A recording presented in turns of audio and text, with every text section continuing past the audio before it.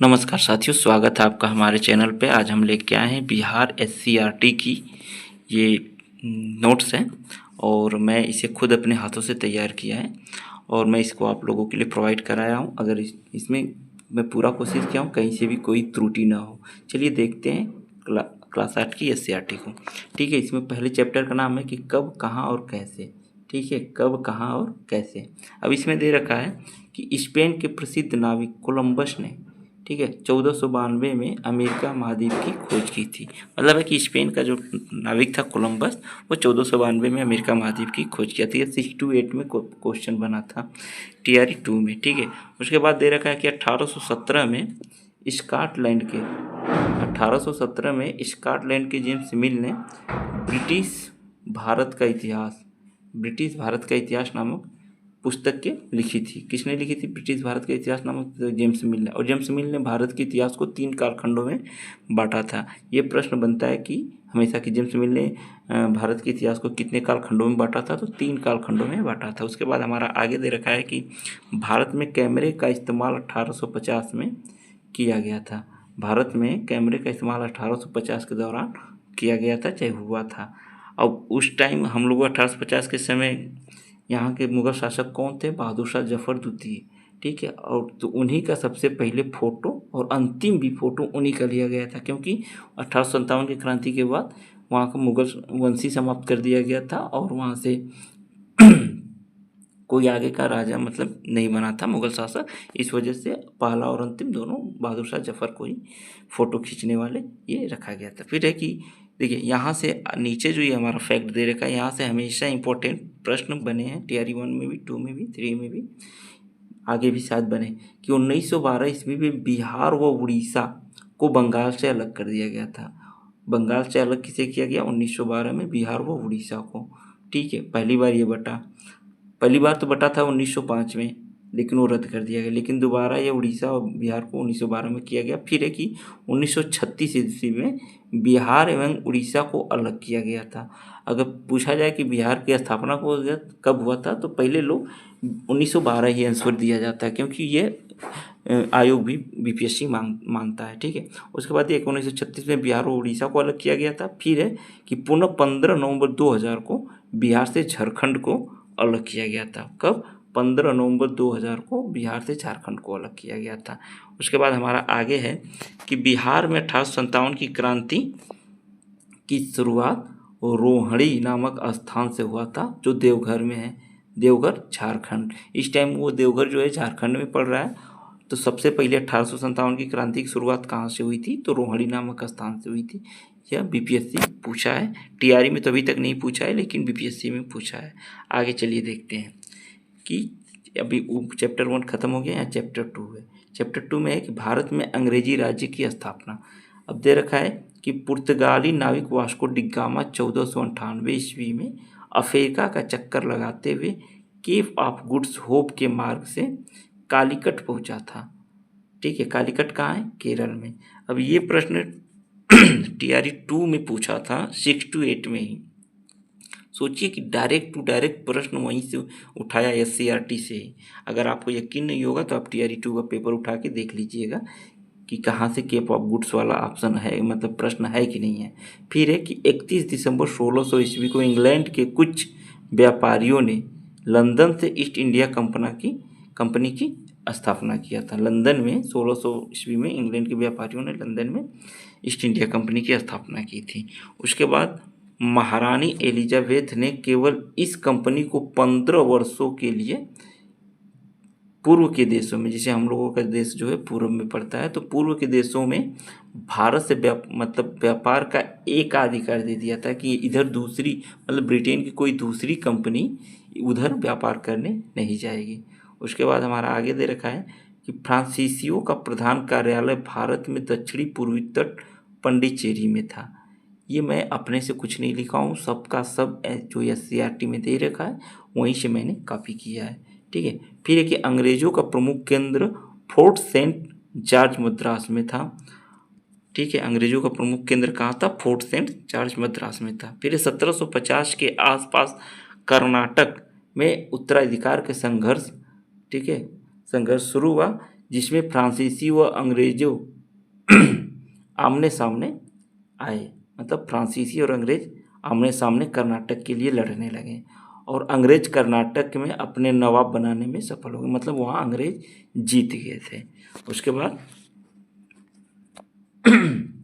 Sorry, आगे भी detail में कक्षा 9 में दे रखा है, 10 में भी दे रखा है, तो जितना इसमें दिया बस मैं उतना ही बताते चल रहा हूँ।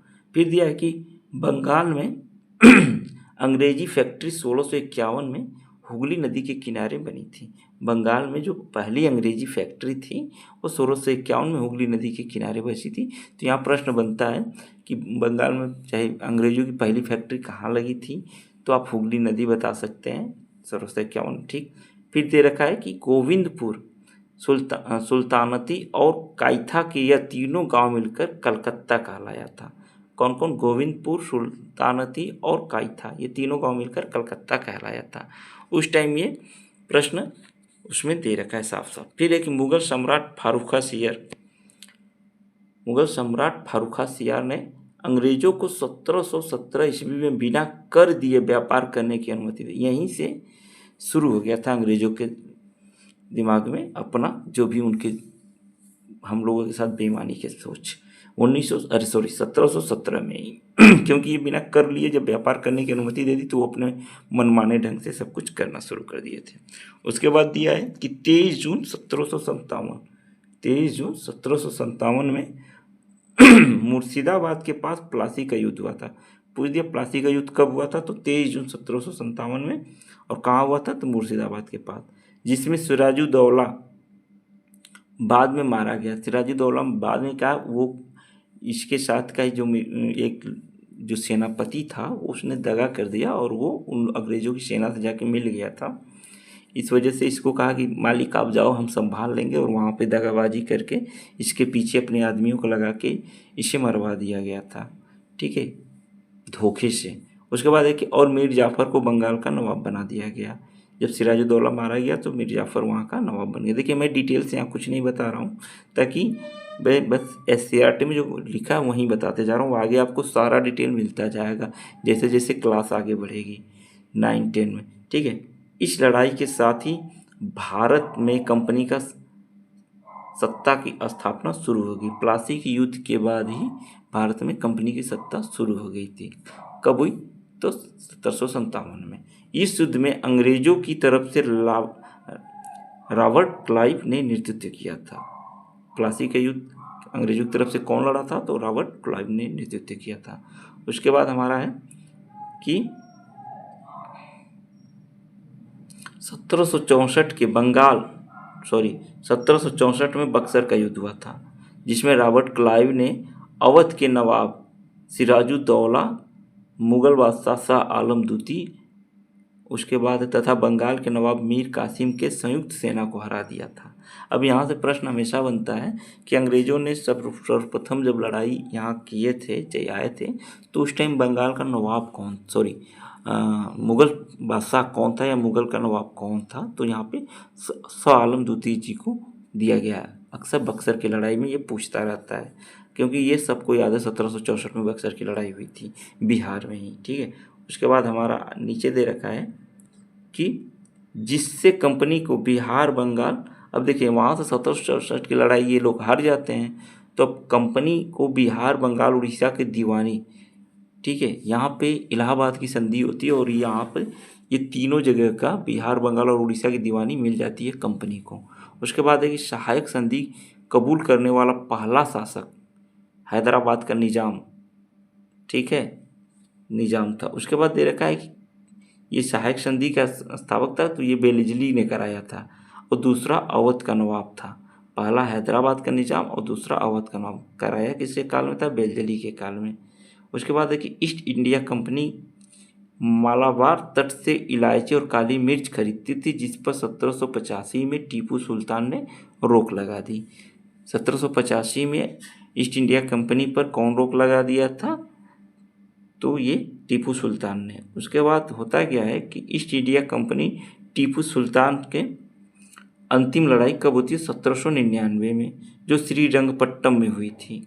कहाँ हुई थी, श्रीरंगपट्टम में, जिससे टीपू सुल्तान जिसमें मारे जाते हैं और अंग्रेज मैसूर जीतने के बाद उसे वोडियार वंश को दे देते हैं। अब यहाँ हमेशा प्रश्न बनता है कि जब श्रीरंगपट्टनम की लड़ाई हुई, टीपू सुल्तान जी मारे गए, तो उस टाइम वहाँ के शासक को कौन बना था, तो वो वोडियार वंश। ठीक है, वोडियार वंश को हमेशा ये प्रश्न बना है। उसके बाद हमारा अगला चैप्टर आ जाता है, चैप्टर नंबर 3। अंग्रेजों की हालत देखिए किस तरह से बढ़ रही है अपने देश में।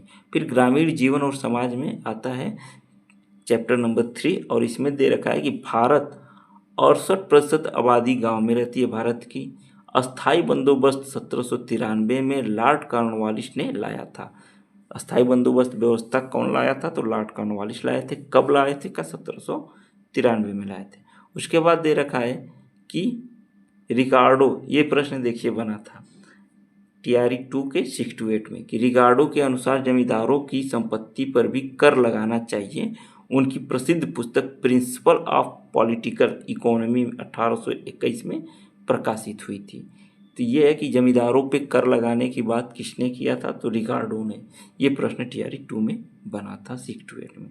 फिर है कि रैयतवाड़ी व्यवस्था 1820 में आती है, और यह व्यवस्था कंपनी सीधे किसानों से कर वसूलने लगती है। ठीक है, रैयतवाड़ी में सीधे किसानों से कर वसूलने लगती है। कर उपज के आधार पर तय हुआ, और यह 30 वर्षों के लिए होता था। ठीक है, उसके बाद एक देखिए, मैं ज़्यादा यहाँ इसलिए नहीं है, जितना जितना दिया उतना ही बता रहा हूँ, आगे आपको डिटेल में भी दिखाएंगे। महलवाड़ी व्यवस्था पंजाब, हरियाणा, पश्चिमी उत्तर प्रदेश के इलाकों के बड़े गांवों या कुछ छोटे गांवों के समूहों को कहा गया था। इधर महलवाड़ी व्यवस्था आप समझ लीजिए पंजाब, हरियाणा, पश्चिमी उत्तर प्रदेश के इलाकों से शुरू हुआ था। महलवाड़ी व्यवस्था में कर का बचत 50%, और यह 30 वर्षों तक ये भी लागू हुआ था। उसके बाद हमारा आगे देखिए, ये एक नक्शे के टाइप बना के इसमें हम समझे थे अपने आप को, कोशिश करेंगे आपको भी समझाने के लिए, कि मान लीजिए कि ये भारत का नक्शा है अपना। ठीक है, और भारत के नक्शे में ये वाला हिस्सा जो है उत्तर प्रदेश, बिहार, बंगाल देखते हुए नीचे उड़ीसा, यहाँ अस्थाई बंदोबस्त व्यवस्था थी, और शुरुआत कॉर्नवालिस ने 1793 में किया था, और 19% इसका भूभाग पे कब्जा हुआ था, मतलब फैला था अस्थाई बंदोबस्त व्यवस्था का। फिर एक रैयतवाड़ी हेक्टर मुर्नो और रीड ने किया था। इसकी मतलब शुरुआत हेक्टर मुर्नो और रीड ने किया था, और यह 1820 में शुरू हुआ था। कब हुआ था, 1820 में। और यह कर्नाटक और इधर तमिलनाडु वाले एरिया में यह फैला था, केरल और लेके। उसके बाद ये आता है महलवाड़ी। महल सबसे ज़्यादा आपको कहाँ मिलेंगे, तो ये राजस्थान वाले एरिया में, गुजरात वाले एरिया में। ये मध्य प्रदेश तक आ गया था, महाराष्ट्र तक। ठीक है, अब इसकी शुरुआत कौन किया था महलवाड़ी की, हाल्ट मैकेंजी ने 1822 ईस्वी में, और यह लगभग 29% भाग पर अपना कब्जा किया था महलवाड़ी ने। आप लोग अगर इस तरह मैप बना के समझेंगे तो शायद ज़्यादा अच्छे से समझ में आ जाएगा। उसके बाद देखिए, और ये जो रैयतवाड़ी, अगर प्रश्न बनता है कि सबसे ज़्यादा कौन फैला था, तो ये रैयतवाड़ी फैला था, लगभग 52%। उसके बाद हमारा आगे का दे रखा है कि भारत के 19% लोगों में अस्थाई बंदोबस्त व्यवस्था था, और 29% भाग पर महलवाड़ी व्यवस्था था, और लगभग 52% भाग पर रैयतवाड़ी व्यवस्था था। सबसे ज़्यादा किस पर था, रैयतवाड़ी पे। सबसे कम किस पे था, तो यह अस्थाई व्यवस्था पे। ठीक है, 1857 में दक्कन विद्रोह पुणे और अहमदनगर जिले में महाजनों के खिलाफ हुआ था। महाजन जब ज़्यादा कर वसूलने लगते थे ब्याज, तब यह विद्रोह हुआ था, दक्कन विद्रोह। फिर एक नील दर्पण के लेखक दीनबंधु मित्र थे। ठीक है, नील दर्पण के लेखक दीनबंधु मित्र हैं। यह किताब 1860 में प्रकाशित हुई, और बिना लेखक के नाम से प्रसारित हुई। सोच लीजिए, इसलिए कि अंग्रेज करते क्या थे कि उस टाइम तुरंत उस पर विद्रोह का टैक्स, मतलब विद्रोह का लगा के और बंद कर देते थे, जो भी संपादक और उसका एजेंसी रहती थी।